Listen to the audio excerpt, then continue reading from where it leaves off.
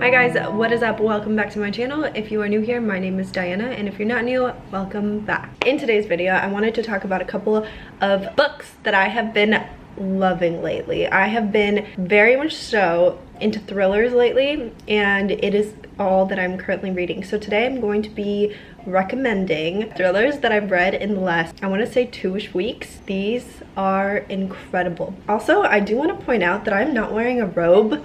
This is a sweater. I don't know why, but like sitting here, I feel like it kind of looks like I'm wearing a robe, and I'm not. Also, I did want to say that I made coffee. This is my new coffee recipe, and I'm absolutely obsessed with it. I recently discovered frothing creamer, and the creamer that I froth, it's the vanilla silk one.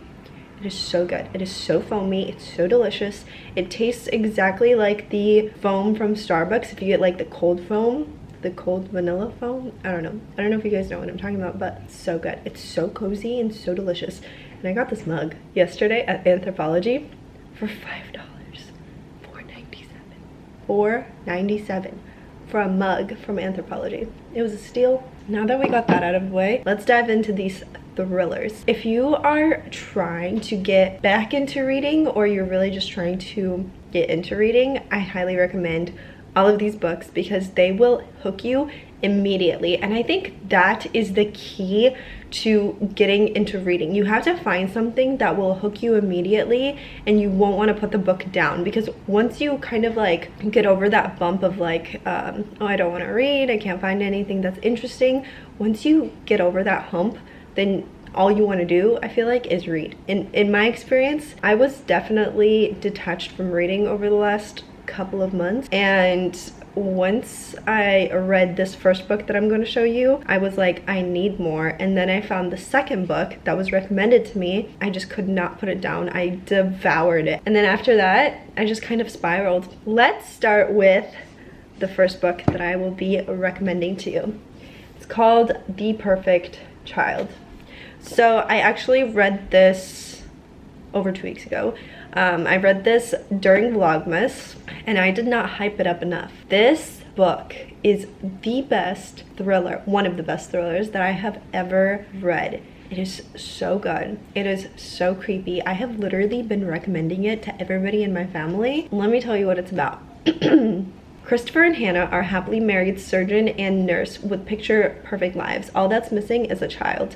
When Janie, an abandoned 6-year-old, turns up at their hospital, Christopher forms an instant connection with her, and he convinces Hannah they should take her home as their own. But Janie is no ordinary child, and her damaged psyche proves to be more than her new parents were expecting. Janie is fiercely devoted to Christopher, but she acts out in increasingly disturbing ways, directing all of her rage at Hannah. Unable to bond with Janie, Hannah is drowning under the pressure, and Christopher refuses to see Janie's true nature. Hannah knows that Janie is manipulating Christopher and isolating him from her, despite Hannah's attempts to bring them all together. But as Janie's behavior threatens to tear Christopher and Hannah apart, the truth behind Janie's past may be enough to push them all over the edge.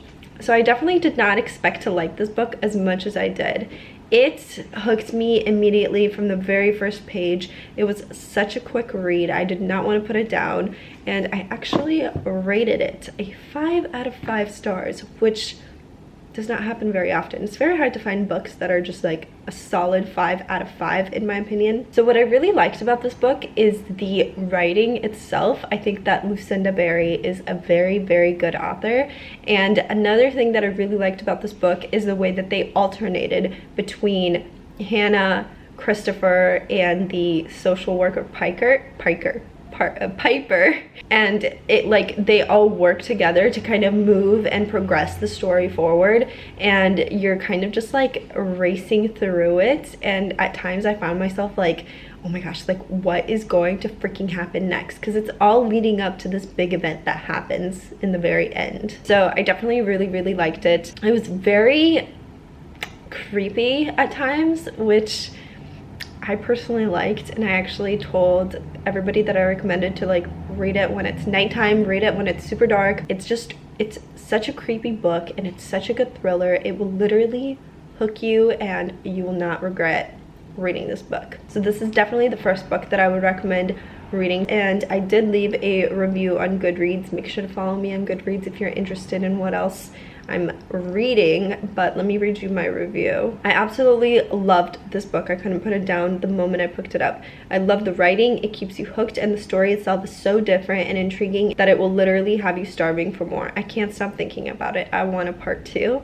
One of my favorite books of the year, which obviously of 2021, since I did read it right before 2022. Whenever I read a book that I am absolutely just like crazy about, I try to find books written by the same author that are just as good, because a lot of times I feel like authors will have a book go off and everybody will be crazy about that one particular book, but the author also has like several other books that are just as good. They just didn't get the same hype, if that makes sense. Like I feel like that kind of happened with Colleen Hoover. Everybody raved about Verity, but everybody kind of bypassed all of her other books that she has written, and they're all also incredible. But anyways, I decided to dive more into Lucinda Berry and more of her books, which led me to a couple of other books that I will get into right now. I ended up ordering 2 more books by her that I will actually admit I have not yet read.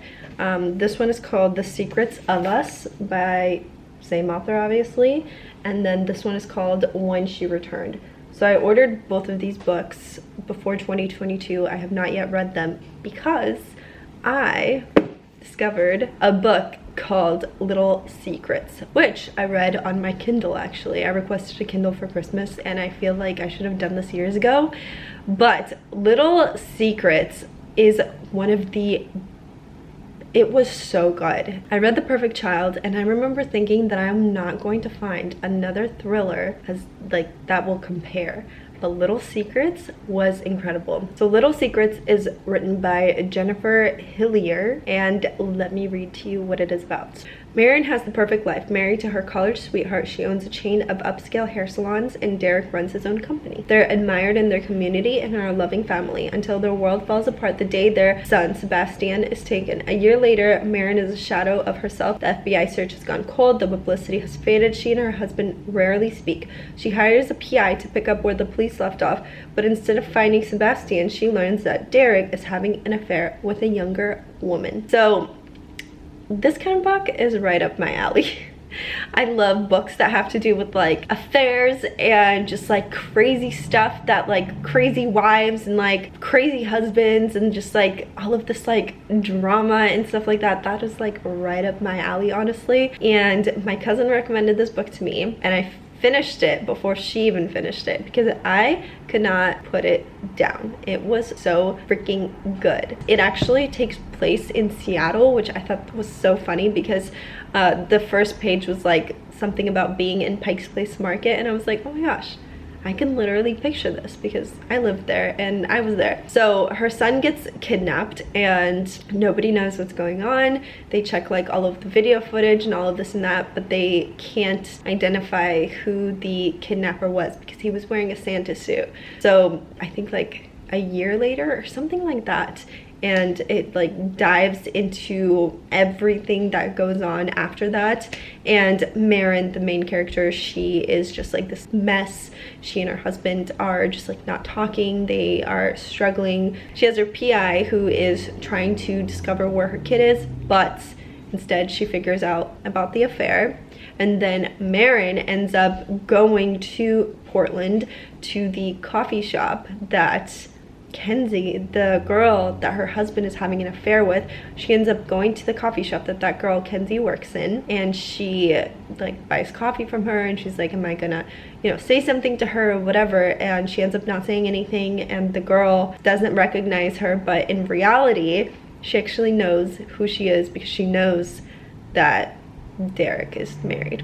It's a very crazy ride. I don't want to spoil anything. I feel like I always give all the good details away, so I'm not gonna say anything. But the entire time I was reading the book, I had all of these like theories on who took her son and like what was gonna happen and all of this and that, and I can tell you right now that you are going to be surprised at the ending. You're definitely gonna be surprised. Anyways, I definitely recommend this book. It's a very quick read. My rating for Little Secrets was 5 5 stars, 5 out of 5. The next book that I want to recommend is also by the same author. Like I said, I try to read everything that the author has previously written when I love one of their books. This one is called Jar of Hearts. Let me read you half of my review because it does have spoilers. This book was intense. It was violent and quite frankly screwed up. I couldn't put it down. Not sure what that says about me, but it's a great thriller that you should definitely try if you're into thrillers. Be warned though, it's very, very screwed up. And it was. I'm not lying. It was very screwed up. So let me tell you what this book is about. This is the story of 3 best friends. One who was murdered, one who went to prison, and one who's been searching for the truth all these years. When she was 16 years old, Angela Wong, one of the most popular girls in school, disappears without a trace. Nobody ever suspected that her best friend, Georgina Shaw, now an executive and rising star at her Seattle pharmaceutical company, was involved in any way. Certainly not Kaiser Brody, who was close with both girls back in high school, but 14 years later, Angela Wong's remains are discovered in the woods near Gio's childhood home, and Kaiser, now a detective with Seattle PD, finally learns the truth. Angela was a victim of Calvin James, the same Calvin James who murdered at least 3 other women. To the authorities, Calvin is a serial killer, but to Gio, he's something else entirely. Back in high school, Calvin was Gio's first love. This book kind of gave me Dexter vibes just a little bit. I really, really liked it.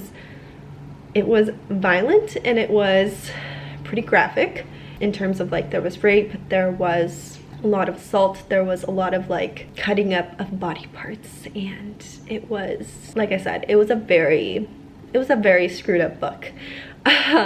Sometimes like I read these books and I'm just like, if this was a movie, it would be like extremely, extremely, extremely rated R. But I really liked the book. It was intense and it was very like, it hooked you immediately. It talks a bit about Gio or Georgina when she goes to prison, and it goes back and forth between the past and everything that happened and the current present, and it kind of like unravels the story for you by talking about like, by bringing it back to the very beginning and how it all started and their relationships and all of that. And I think one of the most interesting parts was actually Georgina and her relationship with Calvin James, who was the serial killer, and the way that she talks about him, it's almost like she still, you know, cares for him and she still loves him and all of that. I don't know, you guys should definitely read it. It felt like, I don't know, it just felt like something that, it didn't feel made up, if that makes sense. Like, it did not feel made up to me. So I highly recommend it. I rated it 4 stars, but only because I did not like the ending. I felt like it was very rushed in the end, and I felt like what happened should not have happened. I felt like maybe the author was just trying to get it over with, but I personally did not like the ending, so that knocked off 1 star for me. So the next book that I will be recommending is also by the same author, and this one is called Appetite for Innocence. So I listened to Appetite for Innocence on my Hoopla app. You guys, this book was really good.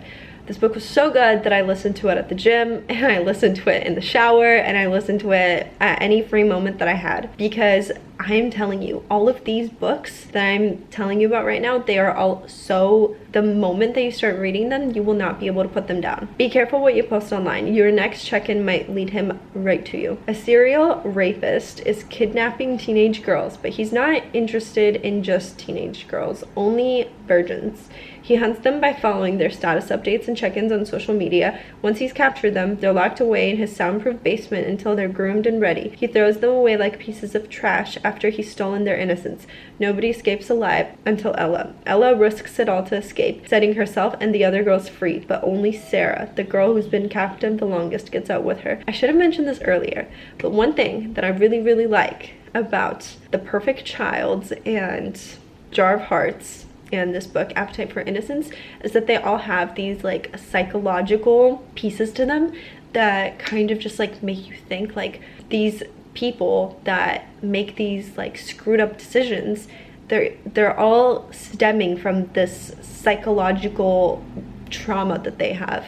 And I thought that was very interesting because it kind of teaches you about the human psyche. So even though you're reading a fictional thriller, you're also kind of learning, so I kind of like that. But anyways, so as I was saying, Appetite for Innocence was a very good read. It was very intense. There were a few moments where it was actually very hard to listen to because it does talk about rape and it talks about assault, and it's just hard to listen to that kind of stuff, especially when it has to do with kids. It was hard, but I definitely enjoyed it. I really like Ella, one of the main characters. She is kind of like this strong girl who refuses to give up and believe the fact that she's, you know, stuck in her situation forever. So she is kind of like a fighter and she tries to do what she can to get out of the situation. And then there's Sarah, who has like lived there or been in that situation for a really long time, and it kind of dives into her whole situation. She kind of believes that she's like in love essentially with the captor. She has these like feelings of love and almost like respect and appreciation for him, even though he kidnapped her and he, you know, did really bad things to her and he starved her and like did all of this crazy stuff to her. There's just like this whole like psychological aspect to it that's just very interesting to learn about. I rated this book 4 stars. Let me tell you my Goodreads review. This was such a quick read. I was hooked immediately. While incredibly dark and hard to read at times, I thoroughly enjoy the plot and would recommend for anyone who likes dark thrillers. This author continues to amaze me, which is true. All right, so those are my thriller recommendations for you guys. The Perfect Child, Little Secrets, Jar of Hearts, Appetite for Innocence. If you guys have not heard of the Hoopla app, I love it. I highly recommend it. You get like a library card and then you can rent out books digitally. I think you get like six a month or something like that, and you can listen to audiobooks or ebooks, and I just think it's super handy. That is that. Those are my recommendations. I will definitely keep you guys updated on these 2 books. I'm not sure when I will be getting to them. My TBR is so large this year. I read over 60 books last year, and I'm really hoping to get to 75 this year. So that's kind of my goal. So I hope you guys found this video helpful. I hope you like the recommendations, and comment down below if you guys are reading any of these books, if you have read any of these books, or if you have any thriller recommendations for me. And with that being said, don't forget to subscribe if you guys liked this video and are interested in seeing more, and I will see you guys in the next one. Bye.